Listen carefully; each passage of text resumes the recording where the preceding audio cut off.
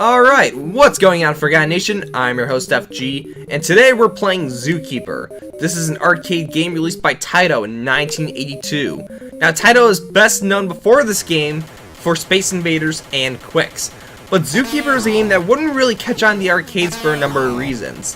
One of the biggest reasons is because of its parallels to a game that had come out a year before it. What game that is? Well, I'm sure many of you may actually know it. But for those that don't know, you'll have to wait and find out. But we're not going to waste any time at all. We're going to go straight into the game. So, how long can you hold the animals in? You can double, triple, as well as cage the animals in for the elephant, the snake, the camel, the rhino, the moose, and the lion. So you play as Zookeeper Zeke, and the idea is to cage the animals into the pen, as well as avoid them on the surface. Should they escape to the surface, eventually there is a net that spawns, and you can capture and put them back in that cage, where they should belong. And once the timer runs out at the end of the stage, any animal that's inside the cage will give you a point bonus. So this game is really heavily influenced by the scoring system, rather than trying to get through the stages themselves. As it is with any game in the 80s, many games were focused on scores rather than gameplay. But we're going to keep going here. For what it is, it's a simplistic game. It's great for anyone to get into, whether it's their first time playing a game, or they're just looking for a fun time. Because not only does it start easy, but it gets harder later on. However, every third stage, you have a platforming section. The idea is to get from the bottom to the top, in order to avoid the coconuts and save the damsel in distress. Clearly, I did not save her. But if you're not seeing the parallel right here to the other game, then I don't know what to tell you, folks. Because it's pretty clear what they were trying to replicate with this game that had already done successful a year before. What game is that? Donkey Kong. It's trying to be Donkey Kong. Think about it. Zeke looks like Mario. Mario's a carpenter. Zeke is a zookeeper. And this wouldn't be the last time we actually see Zeke. There's another game that came out after this, I believe the Home Market, where Zeke would actually be a mountain climber. So Taito was clearly trying to capitalize on the idea of Mario to create a character that was such, well, he was diverse to say the least.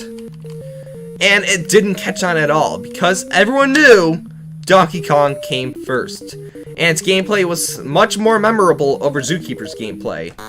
Even though I would consider this more simplistic over Donkey Kong. Anyways, we're going to try this again. We're going to go in further, and hopefully we don't lose our lives, because this game does have an ending, but it does come sooner than you'd think. So, again, there really is parallels between this and Donkey Kong. It doesn't mean it's a bad game, of course, but it does take away a little bit of the originality that the game could have had. But we're going to keep going. Now, the other reason this game didn't do too well is because it only came out in the arcades in the 1980s. There was work on an Atari port, but it never came to light. It wouldn't be until the mid-2000s that we'd actually see this game on the market again as part of a Taito compilation disc for the PlayStation and the Xbox. Which is a bit of a shame. I'm sure had this come out in the home market, it would have had a little more of a following. As with any game, of course. But anyways, we're back to this platforming section again. So you're probably wondering who this damsel in distress is and what her name is. Well, you'd be surprised, her name is actually Zelda. And remember, this game came out long before Nintendo's Legend of Zelda. So this is the first Zelda in a video game. Crazy, isn't it? So this game did have some original ideas, some that were ahead of the time. A girl named Zelda? No one would have thought of that at the time. But no, I don't hate this game. I just wish there was more of a fan base to it, per se. One of the first reasons I discovered this game was actually because of when it finally came to the home market. It was actually part of a service called GameTap. And I know some, including myself, are probably cringing when they hear that name, because GameTap was not the best service. It was essentially an early Netflix-style service that was based on video games. So you'd essentially have a monthly subscription that you'd sign up for, and you'd get to play an unlimited amount of games that were based on the catalog. This, of course, included computer games, Sega Genesis, even Atari games for that matter. So for what it was pretty cool to be able to experience this game on there. even if the service was not the best. I actually do remember some of the videos that they made with the service. I remember there was like they did Dig Dug, there was a Sonic one, Galaga. It was based on the extra characters on the bottom of the screen. I think it was like Day in the Extra Life or something. I do remember those. I enjoyed those videos. Oh, okay. As you can see, this game actually does have a little bit of slowdown the more enemies there are on the screen. I don't know if that's just the way because I'm playing it, or if that actually happened in the arcade version. But there is a bit of slowdown. Alright, so we're back in this platforming section, so we gotta save Zelda. So careful now. And we gotta... Alright, so here is the final stage of the game. This is the bonus stage. And if you get to the end and save Zelda, you get an extra life. But we gotta be careful.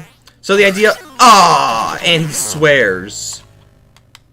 So the idea is you're gonna keep playing this, and you gotta get to her in order to complete the stage. The enemies will come non-stop, and only when you get past them can you continue forward. So there's a lot of Whoa! That's not it. Well, we did not save Zelda. We did not save Zelda. But we did get the high score, so that's pretty good. So we're gonna put the name in right now. And M. There we go, 90,000. Just the fact though, we're gonna give one more go, and we're gonna try to save Zelda. Because we can't let these animals take her under control. We're the Zookeeper. We gotta be above them. Show a little bit of authority. After all, we're the Zookeeper. And actually, I'm gonna show a little bit of a secret. Not many games do this, but if you actually lose a life during the first few seconds of the first stage, wait for it, you get a free try. If you mess up the first stage, they let you try again. And I do like that. Not many games would actually give you a free try during the first few seconds of a game. Let's say you're playing Pac-Man, for example, and you really mess up the first 5 seconds of the game. You run straight into Blinky. They're not going to give you another life. You just lost that life. So yeah, this game is forgiving in some aspects. And like I said, I think this game is great for those either first getting to some arcade games or looking for like a casual experience. Because the game grows with the difficulty as you continue with it. It's not just a hard game overall. It's a growing difficulty. But we're going to focus on the game now, so let's keep going. So we got the bonus stage here. Alright. Who knew coconuts could be this deadly? Or that a monkey smaller than Donkey Kong could be this menacing? Alright, so we're gonna keep going. Get ready, because the net will spawn. There we go. Got it! Alright. Elephant, camel, elephant, elephant, elephant. Alright. Keep it going. Alright. Different animals will break out of the cage faster, so you do need to watch out for them. There really is no set pattern besides the ones that bounce up, down, left to right. Some of them just really dig through the cage. Which I wonder if that's even considered realistic for an animal aspect in a modern zoo. But let's keep going. Because if that were the case, I think they'd be able to break out just as easy as any prisoner escaping a prison. But let's keep going. So timer's running out, but we're gonna need that net. Look at this net that I just found. When I say go, be ready to throw. Alright. There it is. Alright. Let's get him. Snake, elephant, a couple of rhinos too. Thing is that we haven't even seen the line yet. The first 6 stages don't even feature the line.